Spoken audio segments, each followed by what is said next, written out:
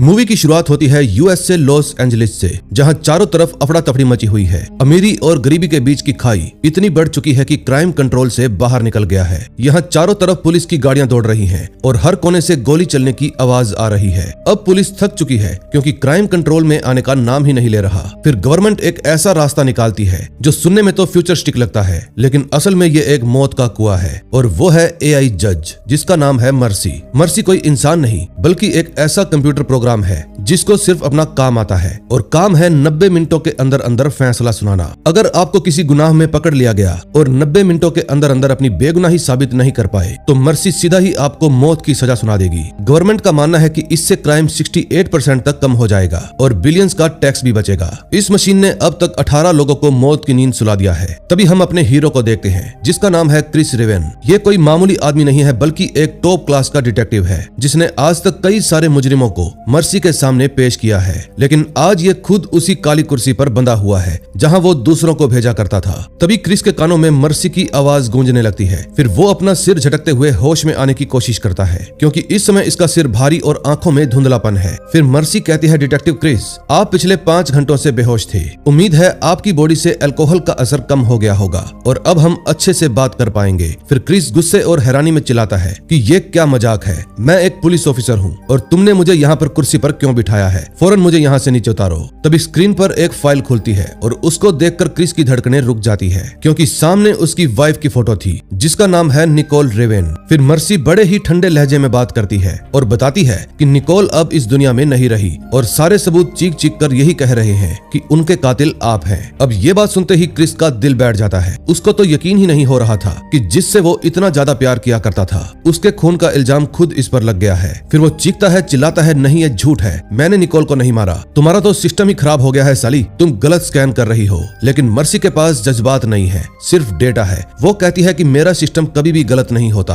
आपके पास अब सिर्फ 90 मिनट बचे हैं, या तो अपनी बेगुनाही साबित करो या फिर मौत के लिए तैयार हो जाओ। अब क्रिस के सामने बड़े से मॉनिटर पर न्यूज चैनल का फ्लड आ जाता है। हर न्यूज चैनल बस एक ही बात बोल रहा था कि डिटेक्टिव क्रिस ने अपनी पत्नी का कत्ल कर दिया, लेकिन क्रिस को अपनी आंखों पर बिल्कुल भी यकीन नहीं हो रहा था। दरअसल क्रिस ने ही 2 साल पहले अपने साथी जैक डैरो के साथ मिलकर इस मर्सी प्रोग्राम को पूरे शहर में लगवाया था। उसने इस काम में अपने दिन रात एक कर दिए थे और इन्होंने ही सबसे खतरनाक कातिल डेविड को इस मशीन के हवाले किया था। लेकिन आज तो वही मशीन क्रिस की गर्दन नापने के लिए खड़ी है। फिर मर्सी बताती है, डिटेक्टिव, मेरी कैलकुलेशन के हिसाब से आपके कातिल होने के चांसेस 97.5% है। आपके पास सिर्फ 90 मिनट है। अगर आपने इस परसेंटेज को गिराकर 92% तक नहीं लाया तो आपका मरना तय है। फिर क्रिस गुस्से में लाल होकर मॉनिटर की तरफ देखता है और कहता है, मैं निर्दोष हूँ, तुम्हारी मशीन गलत कैलकुलेशन कर रही है, मैंने निकोल को कभी गुस्से में छुआ तक नहीं। फिर मर्सी तुरंत स्क्रीन के ऊपर डेटा दिखाती है और कहती है कि मैं पूरी दुनिया के मोबाइल नेटवर्क और प्राइवेट सीसीटीवी को हैक कर सकती हूँ। मेरे पास वो सब कुछ है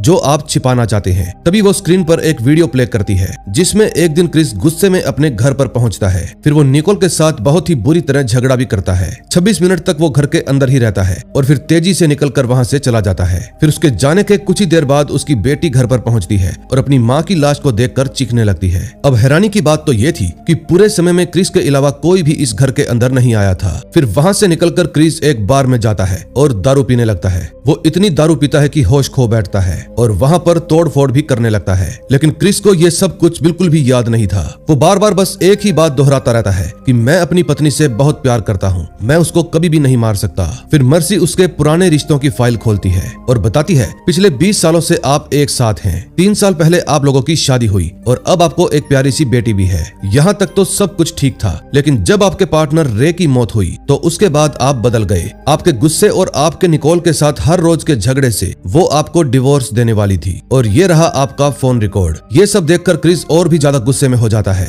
और चिल्लाकर कहता है, हाँ, हमारे बीच झगड़े होते थे क्योंकि रे की मौत ने मुझे तोड़ दिया था, लेकिन इसका मतलब ये नहीं है कि मैं अपनी वाइफ को ही मार दूं। तुम एक मशीन हो, तुम में बिल्कुल भी जज्बात नहीं है और इसलिए तुम मेरे दिल के हालात को नहीं समझ सकती। अब इन सब बातों में 30 मिनट निकल चुके थे। अब क्रिस के पास सिर्फ एक ही घंटा बचा था। फिर मर्सी स्टीक लहजे में कहती है, बकवास बंद कीजिए, जज्बातों से परसेंटेज नहीं गिरेगी, सबूतों से गिरेगी। अपनी बेटी के बारे में सोचिए, अगर आपने खुद को निर्दोष साबित नहीं किया तो वो लड़की अपनी माँ के साथ साथ बाप को भी खो देगी। इसलिए जल्दी से अपना दिमाग चलाइए वरना अगला नंबर आपका ही होगा। अब ये सब सुनकर क्रिस की आंखों में आंसू आ जाते हैं क्योंकि वो मरना नहीं चाहता था, उसको तो बस सच जानना था था कि किसने उसकी वाइफ को मारा। फिर क्रिस अपनी आंखें बंद करता है और गहरी सांस लेता है। वो जानता है कि अगर उसको खुद को निर्दोष साबित करना है तो यहाँ से निकलना होगा। फिर वो तुरंत अपने पार्टनर जैक को फोन करता है। इस वक्त वो निकोल के कत्ल की जगह पर ही खड़ा था। फिर क्रिस उसको कहता है, जैक मेरी बात ध्यान से सुनो, तुम्हारे फोन का कैमरा ऑन करो और मुझे मेरे कमरे का हर एक कोना दिखाओ, मुझे वहाँ की हर एक चीज देखनी है। फिर जैक अपना फोन घुमाता है और मर्सी उस डेटा को तुरंत एक 3D होलोग्राम में बदल देती है।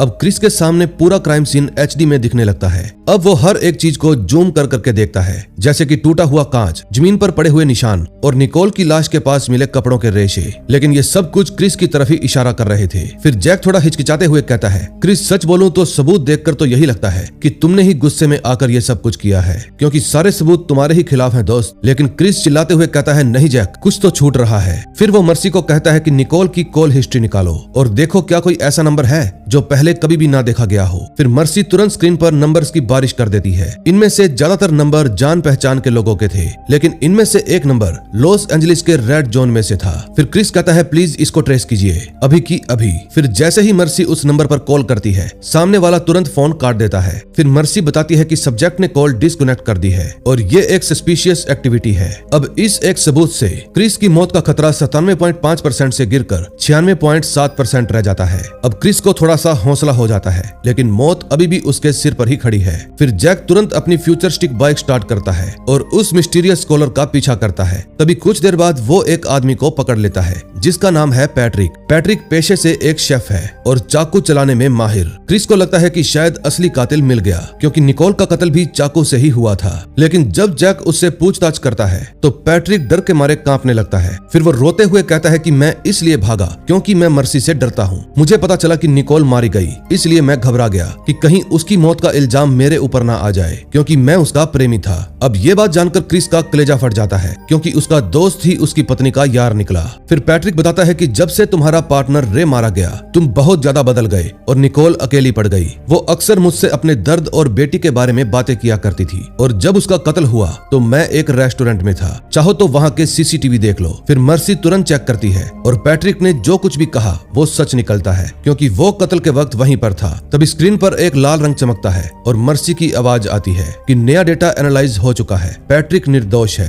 डिटेक्टिव क्रिस, अब आपके कातिल होने की गुंजाइश बढ़कर 98% हो गई है। ये बात सुनकर क्रिस टूट जाता है और सच्चाई बोलने लगता है, हाँ मैं एक शराबी हूँ। रे की मौत ने मुझे पागल कर दिया था और मैंने निकोल और अपनी बेटी को बहुत दुख दिए। मैंने साल भर पहले ही दारू छोड़ी थी, लेकिन अपने दोस्त रे को नहीं भुला पाया, क्योंकि उस दिन जब रे मरा था तो मैं वहीं पर था। अब उसकी पुरानी यादें उसकी आंखों में फिल्म की तरह चलने लगती है। फिर वो गुस्से में मर्सी को कहता है कि क्या तुम जानती हो, जब उस दिन मैंने उस गुनहगार को पकड़ा तो मैंने उसको कानून के हवाले कर दिया, लेकिन वो सिर्फ 4 साल में ही छूट गया और यही बात मुझे हमेशा खटकती रही। काश मैंने उस दिन उसको खत्म कर दिया होता। बस उसी गम को भुलाने के लिए मैंने फिर से शराब पीनी शुरू कर दी। फिर एक दिन जब वो ऑफिस से घर लौटा तो सिर्फ इसलिए क्योंकि उसकी कार में रखी शराब की बोतल गायब थी। क्रिस को पूरा यकीन हो गया कि वो बोतल निकोल ने ही फेंकी होगी। फिर वो गुस्से में चीखता हुआ कहता है, हाँ मैं गुस्से में घर गया था क्योंकि मेरा दिमाग खराब हो गया था, क्योंकि निकोल ने मेरी दारू की बोतल फेंक दी थी। उसके बाद हमारे बीच गंदे वाला झगड़ा हुआ, इतना गंदा कि मुझे याद भी नहीं है कि मैंने वहाँ क्या किया।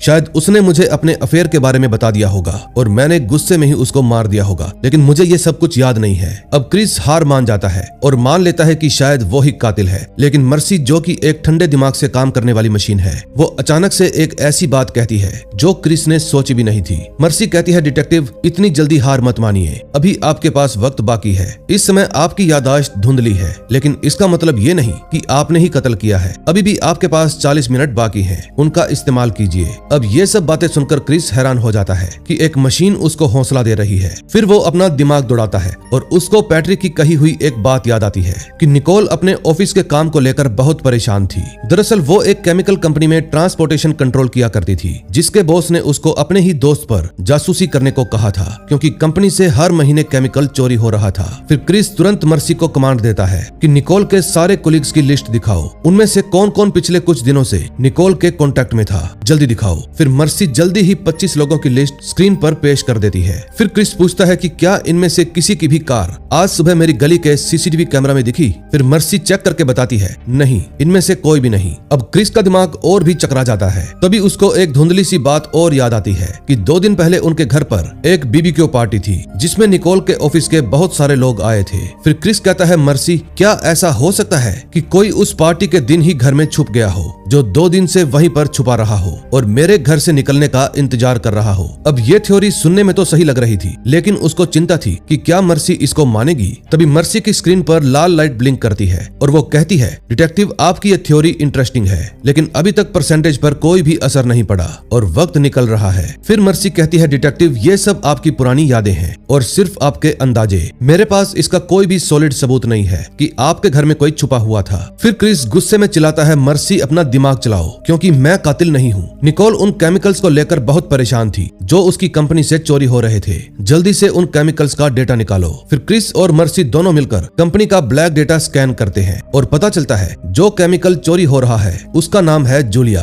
एक ऐसा खतरनाक सब्सटेंस जिससे नशा करने वाली दवाइयां बनाई जाती है और इसका जिम्मेदार हो नाम का एक मैनेजर है जो पूरी तरह कर्जे में डूबा हुआ है। फिर चेक करने पर हो का कनेक्शन रो नाम के एक शख्स से निकलता है जो उसको लगातार पैसे ट्रांसफर कर रहा था। फिर क्रिस कहता है मिल गया, हो ने ही निकोल को रास्ते से हटाया होगा क्योंकि निकोल उसका पर्दाफाश करने वाली थी। ये बात सुनते ही मौत का मीटर 98% से गिरकर 94.7% पर आ जाता है, लेकिन मर्सी कहती है अभी भी आप 92% से ऊपर हैं, इसलिए हमें हो से बात करनी होगी। फिर क्रिस तुरंत रो के पास कॉल करता है, लेकिन उसका फोन हो उठाता है। फिर क्रिस अपनी पावर यूज करते हुए कहता है हो, अगर तुम्हें अपनी जान प्यारी है तो सारी सच्चाई उगल दे, वरना मर्सी तुझे अगले 5 मिनट के अंदर अंदर मौत की सजा सुना देगी। फिर हो डर के मारे रोने लगता है और कहता है साहब, मैंने निकोल को नहीं मारा। सच तो ये है कि रो केमिकल चोरी कर रहा था, मैंने और निकोल ने उसको पकड़ लिया था, लेकिन रो ने मुझे धमकाया और पैसे भी दिए। वो पागल इंसान है। अब सच उनके सामने था कि जरूर निकोल को रो ने ही मारा होगा और क्रिस निर्दोष है। फिर उसकी मौत का मीटर घटकर सीधा 0% पर आ जाता है। मर्सी कहती है केस क्लोज्ड, डिटेक्टिव क्रिस आप आजाद हैं। लेकिन जब पुलिस रो के घर पर छापा मारती है तो वहाँ पर कोई भी नशे का सामान नहीं मिलता, बल्कि बॉम्ब बनाने का सामान मिलता है। रो ने एक ट्रक भी चोरी किया था और वो इस समय शहर के किसी इलाके में बड़े धमाके की तैयारी कर रहा था। फिर मर्सी तुरंत शहर के सीसीटीवी और ड्रोन एक्टिव कर देती है और देखती है कि एक ट्रक हाईवे पर बड़ी ही तेजी से भागता हुआ दिख रहा है। फिर क्रिस स्क्रीन पर जूम करता है और उसके होश उड़ जाते हैं। वो ट्रक के केबिन में अपनी नन्ही सी बेटी को देखता है जिसको रो ने किडनैप कर लिया है। फिर क्रिस अपना दिमाग चलाता है और सोचने लगता है कि रो ये सब कुछ क्यों कर रहा है, आखिर उसका मकसद क्या है। तभी उसको याद आता है कि रो का एक छोटा भाई भी था जिसका नाम डेविड था। वो भी एक गुनहगार था जिसको क्रिस ने ही मर्सी के हवाले किया था और मर्सी ने उसको मौत की सजा सुनाई थी। और इस समय रो अपने भाई की मौत का ही बदला ले रहा है और वो क्रिस को वही दर्द देना चाहता है जो उसने खुद झेला है। फिर क्रिस पूछता है कि मर्सी वो ट्रक कहाँ पर जा रहा है।